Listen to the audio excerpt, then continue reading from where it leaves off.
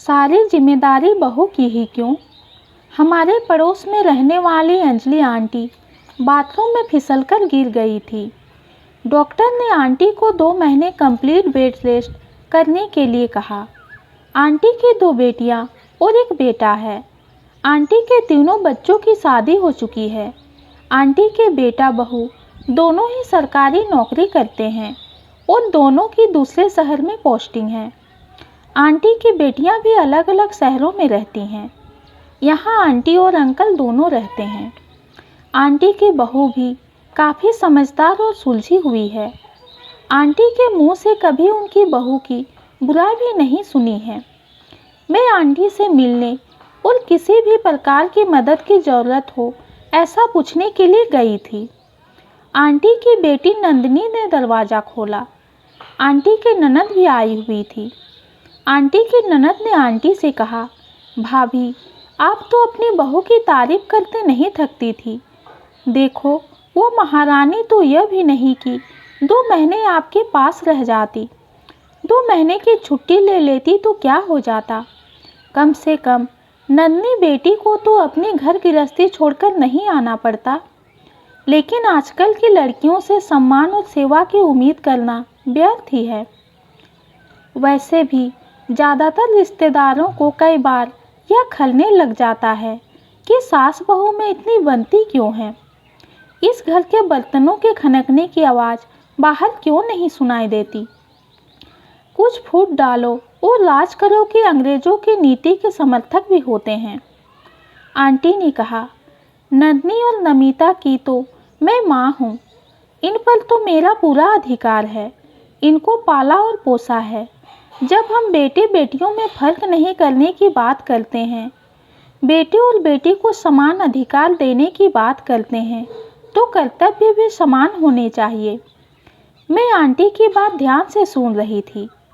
उनकी ननद ने कहा, भाभी फिर भी दीदी इसीलिए ही तो मैंने तीनों बच्चों को ही 20 दिन मेरे साथ आकर रहने के लिए कहा है। कौन कब आ सकता है यह तीनों ने अपने अपने कार्यों के हिसाब से तय कर लिया है। जब मेरे 3 बच्चे हैं तो तीनों ही अपनी जिम्मेदारी निभाएं। इससे मुझे तीनों का साथ मिल जाएगा और तीनों के कामकाज भी ज़्यादा प्रभावित नहीं होंगे। आंटी कहते कहते पानी पीने के लिए रुक गई थी। बेटा बहू दोनों ही 20 दिनों के लिए आ जाएंगे। दीदी जब मम्मी जी पापा जी बीमार होते थे तब आपके भैया और मैं ही उन्हें संभालते थे। जानती हो दीदी कितना मुश्किल हो जाता था घर का काम करना, बच्चों को संभालना और बीमार की तीमारदारी, और ऊपर से आने जाने वाले लोग। मैं घुट के रह जाती थी। अपनी क्षमता से ज़्यादा कर रही थी। कड़वाहट आने लगी थी मेरे मन में सबके लिए। कभी कभी गुस्सा भी आता था, लेकिन चुपचाप करती जाती थी। मैं चाहती हूँ कि मेरी बहू मेरे लिए जो भी करे दिल से करे, उसे कुछ भी करना ना पड़े। वो उतना ही करे जितना उसकी क्षमता है। आंटी फिर चुप हो गई थी और अपनी ननद की तरफ देखा। दीदी मैं आपको सुना नहीं रही हूँ, सिर्फ अपनी भावनाएं बता रही हूँ। उस समय हम ऐसा सोचते ही नहीं थे। हम तो बहू को सेविका से ज़्यादा मानते ही नहीं थे। उसका तो काम ही सेवा करना था।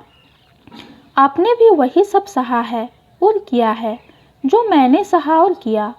हर महिला की पीड़ा तो सदैव ही समान रही है और ज़्यादा तो हम नहीं कर सकते, लेकिन हमारी बहुओं और बेटियों को उस पीड़ा से ना गुजरना पड़े इतना प्रयास तो कर ही सकते हैं।